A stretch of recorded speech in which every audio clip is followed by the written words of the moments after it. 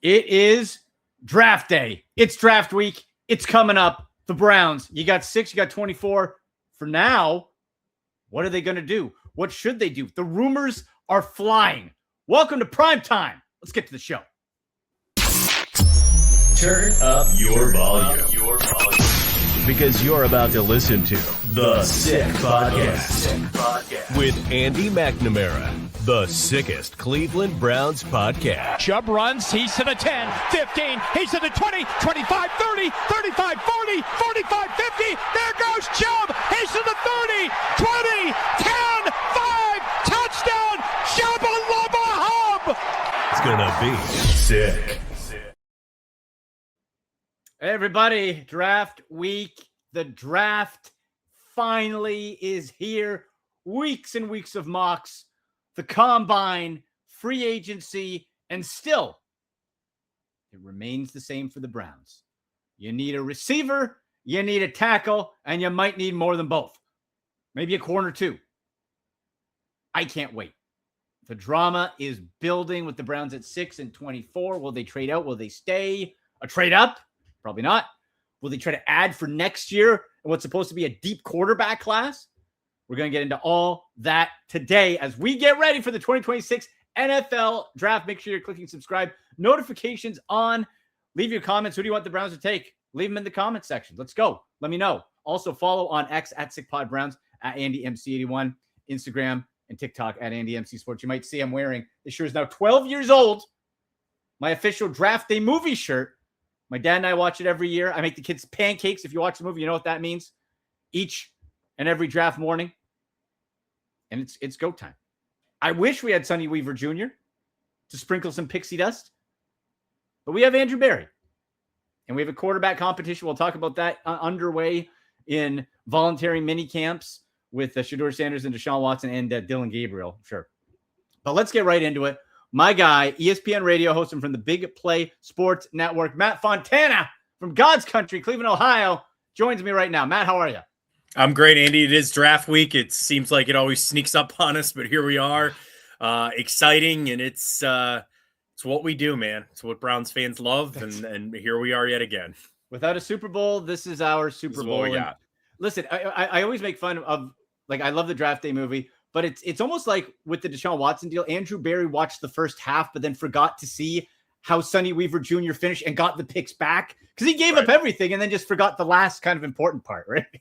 Yeah, the picks, and you got David nothing Putney in return. You know, but David Putney, you didn't even get that. You still need Putney. 12 years later, man, I still need Putney. You still don't have a punt returner. That is right. You see, Putney. You need to get Putney. Okay, we don't have Putney. We don't have any of it. We don't have a quarterback. We don't have. I just think you don't have Brian Drew. You don't have Bill Callahan. We got Vontae Mack. Carson Schwarzenegger's pretty close. Yeah, he's pretty close to a Vontae Mack. Which is Ray. Ray Jennings, Quinshawn, close. Yeah, I'll take it maybe, but. Yeah, we still need to find the quarterback. We don't have that, and you're not going to find one in this draft, I don't think. So we'll have to look to other positions here coming up. Well, and that's it. And you mentioned on your show, and I totally agree. Now, Andrew Berry has to hit another home run. Jimmy Haslam pushed him to do just that, or he could be looking for work. And if they do, and don't get silly with drafting 2 quarterbacks and 2 running backs, that seemed odd last year, but you hit on everything else, you could position yourself, Matt, for the Browns to actually be a quarterback away this time next year in what is supposed to be, quote unquote, a deep quarterback class. That's all you can do, Andy. I mean, at the end of the day, you can't rush this process as much as the Browns would like to trade 5 first-round picks or, whatever they did moving Myles Garrett's money. As much as they want to expedite this process, you can't. You've had to pay the piper. And the unfortunate thing is the fan base, we've all had to deal with that too. Like, we've had to deal with the losing as the fallout from this. You don't do what you did and have it blow up the way that it did without having to pay your repercussion. And this is where we're at. Now, the good news is we're almost done with it. You see a light at the end of the tunnel, but without a quarterback worthy of being taken by the Browns high and other positions of need, the only thing that you can do is what Andrew Berry's going to do. Make good picks, build this team so that you are truly just a quarterback away. And then when I join you for next year for that draft, then we can have that conversation and we can Right. argue, not you and I, but everybody can argue about which quarterback it is or if it is a veteran guy. You can't do any of that right now. It's almost like you're building a house and you're already trying to pick your color for the walls. They're not even up. There's no walls. There's no walls. The plumbing is not done. Right. Sitting there trying to pick out the perfect vase for your centerpiece for your dining room table. Like, we haven't even poured the foundation yet. Like, let's get this done first. That's all the Browns can do right now is put up some walls, continue to build the foundation, which they are. So that way next year you are just a quarterback away, and then they can figure out the best way to attack that. And see who those quarterbacks might be. We think we know, but we thought we knew this time last year as well, Matt. And then all of a sudden it's Fernando Mendoza, and that's it. It was supposed to be Garrett Nussmeier. He's there, but no one's too excited about that. Klubnik. No one wants Klubnik. Ty Simpson. It's sort of on and off the radar. And boy, he's a huge question mark.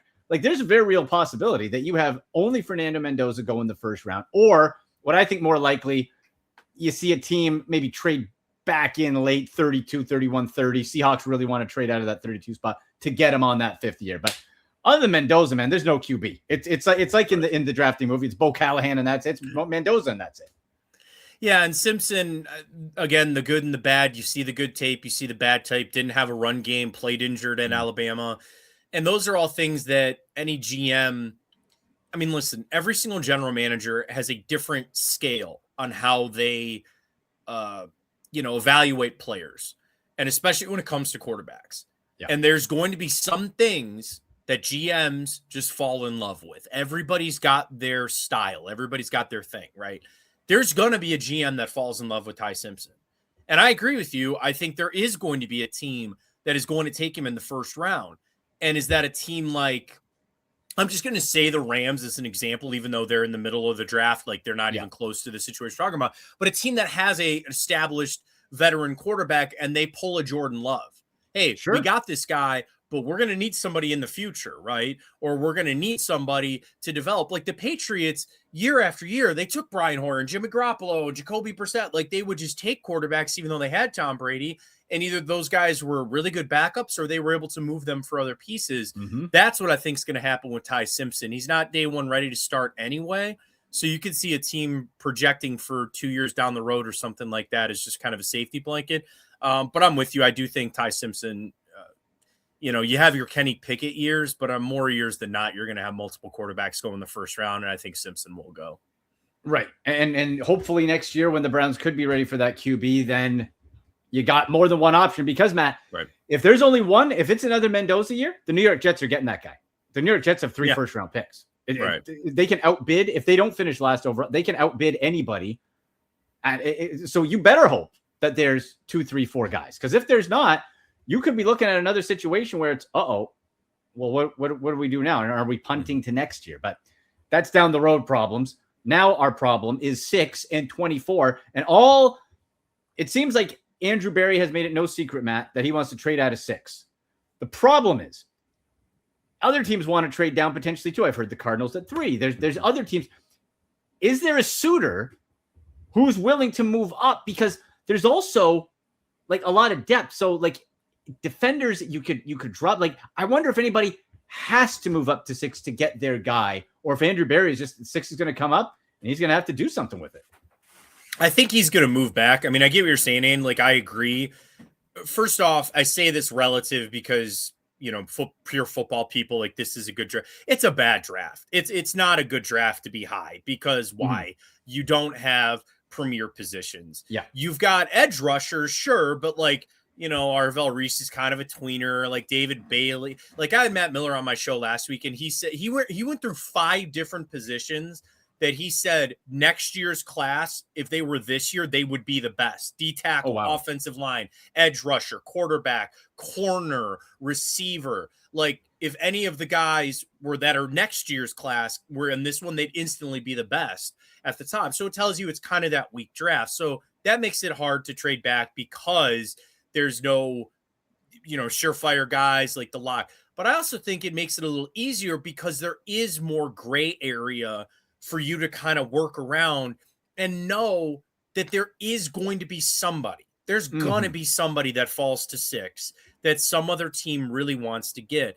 The issue is going to be, are you going to get the return on your investment that you would hope to get? Like, I've been screaming for months, trade back and get another one. That's not happening. You're not getting another one next year. And that's what I mean next year. I don't want any more picks for this year. No. Yeah, I don't need any picks this year. We're good. I need ammo for what might be a dogfight next year in the draft. The problem is, everybody knows that next year's draft is better. Nobody's going to be giving up future assets to move up in this draft that is a little weaker, even if a guy like Caleb Downs falls. Why? He doesn't play a premier position. Jeremiah Love is an amazing player, might even be the best player in this draft. What's the problem? He doesn't play a premier position, right? Quarterbacks, there's good receivers in this draft. There's going to be better receivers next year. There's good tackles in this draft. There's better ones next year. So that's going to be the issue with Andrew Berry. I mean, my gut says he sounded the 5-alarm fire, right? This pick is for sale. Somebody make me an offer. I think he's going to get it moved. It might not be for what I ask for it, but that's the problem. It's supply and demand. Right now, I don't think you're going to get the ask that you put, I think nobody's ever sold a car before. You put that little sign in the front windshield and then you just start Xing it out and you start lowering the price. You X it out, the price. Like that's what Andrew Berry is going to have to do with the 6th pick, but I do think he's going to move it. Well, Matt, or for once, why can't Andrew Berry just take the best player? If you don't get the return you want, right? And I'm with you 100%. If you can get a 1 for next year, let's go. Yeah. Not going to happen. If you can get a 2 for next year, depends how far you drop. If you can't, you see teams every year take the best players, and guess what? Those teams get better. Yeah. They get better. So why not take Carnell Tate, which is a position of need, at a premier spot that can produce plays at 6? Or if you love one of the tackles, I still don't know where you're going to put him on that offensive line the way Andrew Berry built this, Matt, because you don't really have a true, like people are saying Monroe Freeling's real good athletic, but can he start year 1? And everyone else is a right tackle or a guard. And I got Andrew Berry signed a bunch of right tackles and guards. Right. So you know what I mean? It's like, take the best player if you can't go back and then build from there. Like for once, just take a guy. Sure, and I agree with that. And the thing is, he was able to sign right tackles and guards. Why? Because right tackles and guards become available. Left tackles, you got to find one. And that's fine. At the end of the day, like if it is just a completely asinine low ball and it's not even relatively close to your value, then yeah, sure, stay at 6. And I think for Berry, everything changes when that clock starts on Thursday night, and when it starts ticking down. GMs get antsy. They're going to see a guy fall. And mark my words, I mean, this too. There's going to be a guy at 6 that somebody else is going to want. The Browns could just sit there and take them. Fine. Move back to, I don't know, 10, 11, 12, 13, whatever it might be. Pick something extra up and know that there's still going to be a tackle there. If you got like 4 tackles and you're like, we take any one of these guys. Okay, well, one of them is going to be there. Why not pick the extra pickup? I get it. The only thing that I get worried about taking a receiver is Carnell Tate is the best receiver in this draft. I frankly do not understand the Mekhi Lemon thing. No. I actually want the Browns to stay away from Mekhi Lemon. I'm not a big fan.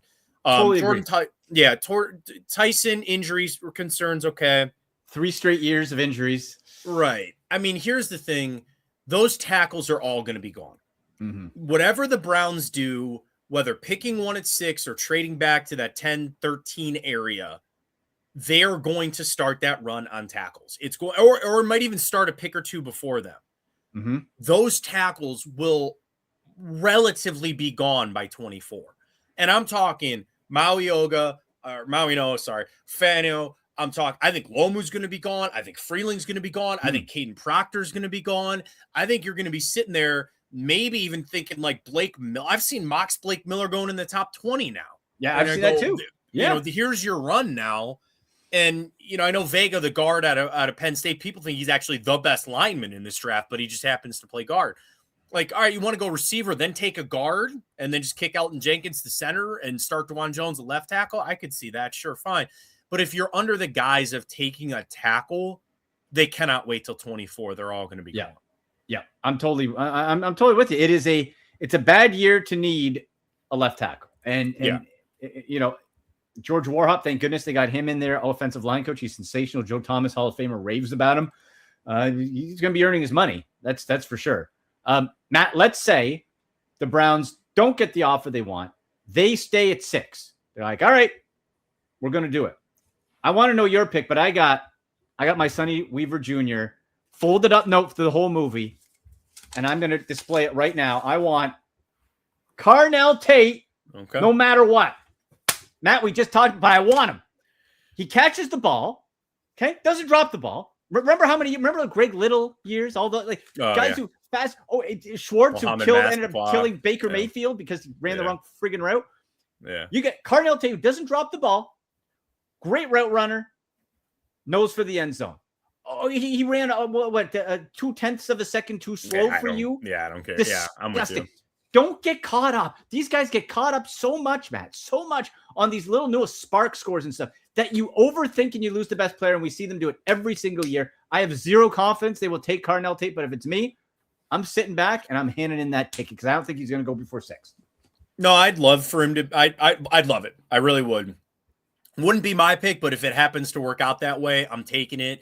And I would talk myself into it this way. Jerry Jeudy's your 1. Who's your 2? Said Tillman, probably, right? If he's on the field. If he's on the field. So then you ask yourself this, as far as a drop off from your 1 to 2, you're basically then comparing Cedric Tillman to like DeJuan Jones, right? Because that would be like your tackle you didn't take, you're going to put in DeJuan Jones versus then Carnell Tate overtaking Cedric Tillman. And I think DeJuan Jones, when healthy, is better than Cedric Tillman. So that's exactly how I talk myself into it, to say, well, at least you got somebody that you can feel capable of starting with versus a guy that you might not feel so good about with Ced Tillman. So I'm all for it. Like I said, Tate's my number 1 receiver. The 40 time watch him run. Don't look at the time, watch him. He's fine. You'll be fine. So I'm in for that. As far as my Sonny Weaver Jr. note folded up, it's crazy thing. I don't know if I have one because there's not a guy that I sit there and I'm just pounding the table for. But in the reality that they don't trade back, it's at 6. You're staring at it. It's Francis Mauigoa. When we started this offseason, he was the best tackle available.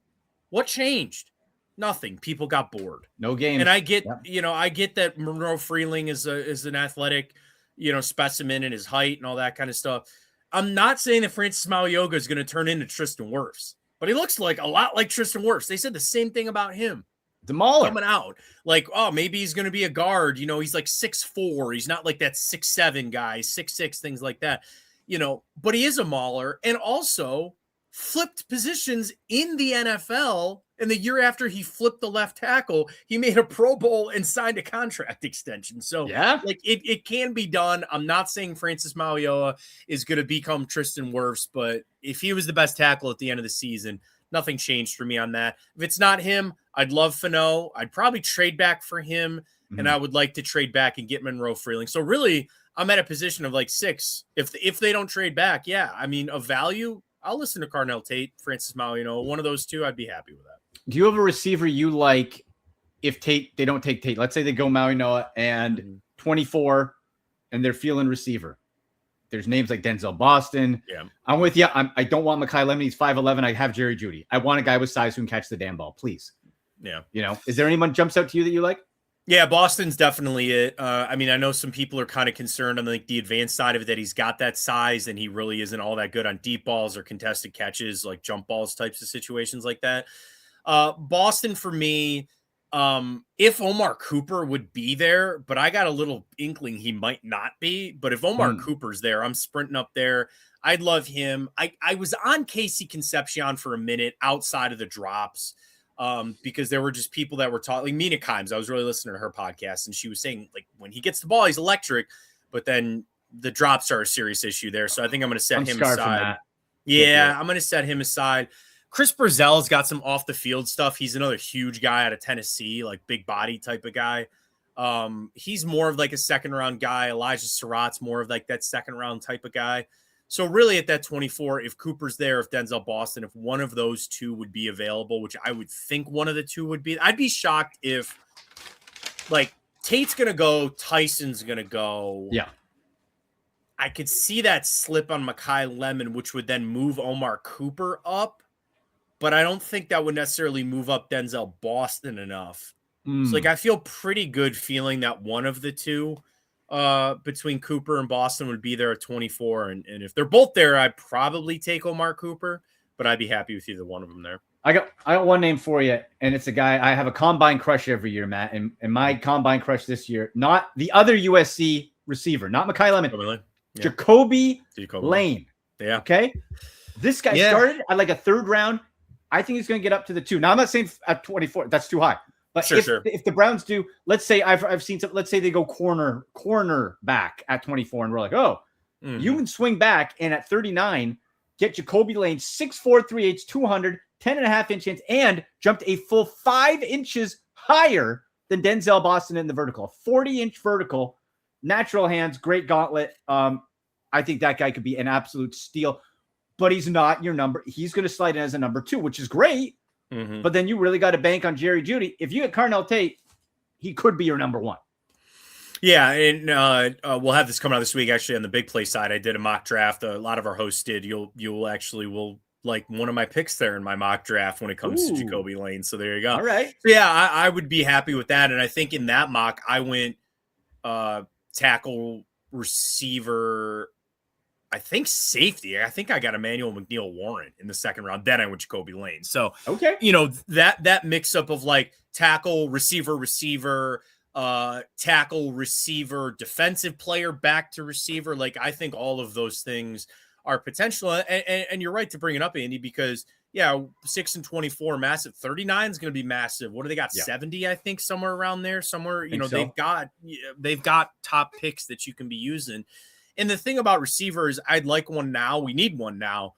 They're printing receivers at the college level right now. There are 2 to 3 impactful ones drafted every single year. You will be able to find them in the future. That is one position that you really aren't going to be shorted of, which I think is also a little reflective in like the Cowboys not wanting to pay George Pickens. Kind of get that. Yeah. It's kind of why I'm sitting there with the Colts going, you gave Alec Pierce how much money?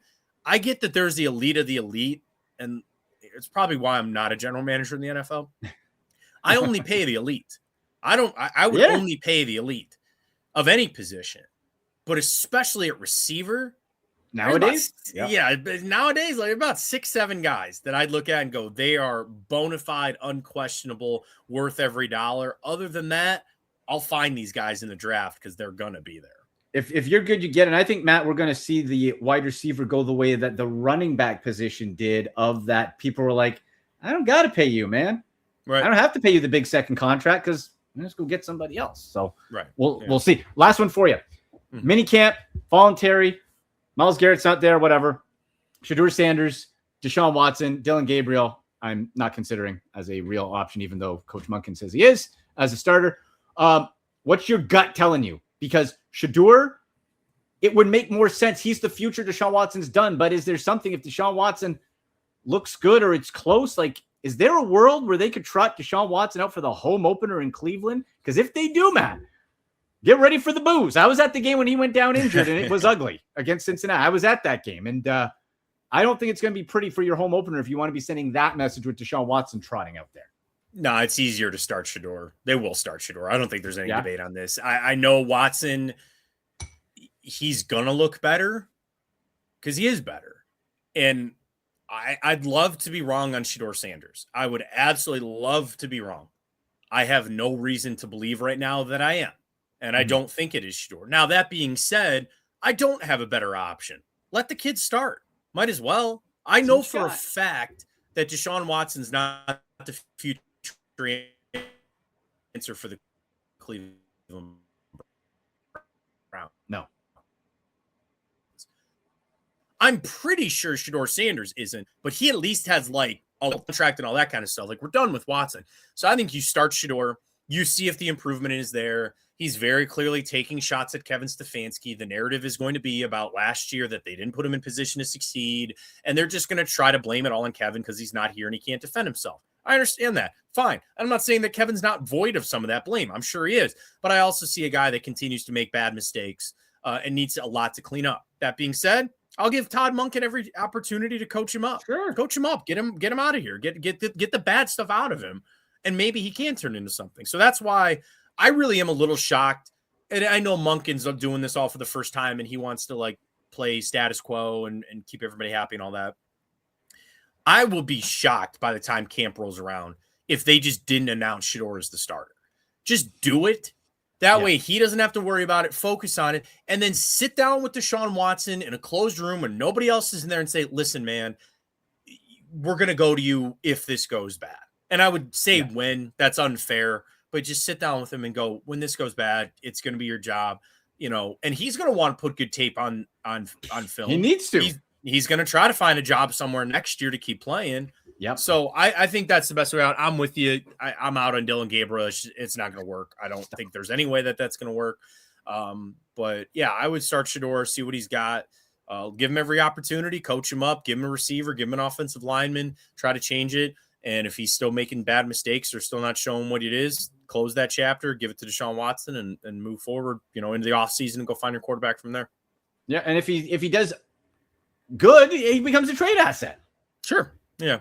Potentially. Yeah. I mean, right. Like, there's a lot of different ways you can just roll it out and see, but put the pieces around him.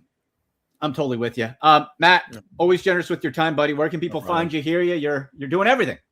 Yeah, ESPN Radio from time to time, doing some stuff out of Columbus, but the weekly show, Big Play, you download our app. You can just follow us on Twitter. Follow me at MattFontaine83. I always retweet the shows and all that kind of stuff. So a little bit everywhere, which is fun. Good stuff, buddy. Well, thank you so much for the insight. Let's do it again soon. Yeah, absolutely. Thanks, Andy. All right, there he goes. Matt Fontana from Big Play Sports Network and ESPN Radio. Talking Browns, talking draft. He wants Francis Marioa. I want Carnell Tate, no matter what. Who's your Sonny Weaver pick? Who are you writing down? You're folding up in the paper, and you don't care what happens. You're taking this guy if he's there. For me, it's Carnell Tate. I think the Browns might have a trade opportunity if Jeremiah Love doesn't go to the Titans. It might slip a little bit. If Jeremiah Love's there at 6, I could maybe see a team biting and trying to move up a little bit. I don't know. It's going to be fascinating. And, by the way, we're going to have a live show on the Lucky Rebel X stream on Twitter, on the X platform, at Lucky Rebel _. Going to be live 8:10 p.m. on Thursday. And my special guest is going to be the one and only, the legend, Eric Metcalf. How about that? Eric Metcalf is going to be joining me. Josh Henning, my guy from ESPN Radio, is going to be joining me. Going to be a ton of fun. 8:10 to 9:30. It's going to be live on X at Lucky Rebel _. We'll share it from our show accounts, of course, at SickPod Browns, at AndyMC81, and Instagram at AndyMC Sports, and TikTok at the same address. Big thanks to Matt Fontana. Big thanks to all of you for watching, for listening, for get in the comments. Let me know who you want the Browns to do at 6-24, trade, keep it, whatever. And we'll be back on the show early next week to go over what happened over the 3 days, over the 7 rounds, what the Browns did or did not do. Cannot wait for that. Until next time, go Browns! And that's a wrap. Hope you don't miss us too much until next time. Follow the Sick Podcast with Andy McNamara on YouTube, Instagram, Facebook, Google Play, and Apple Podcasts.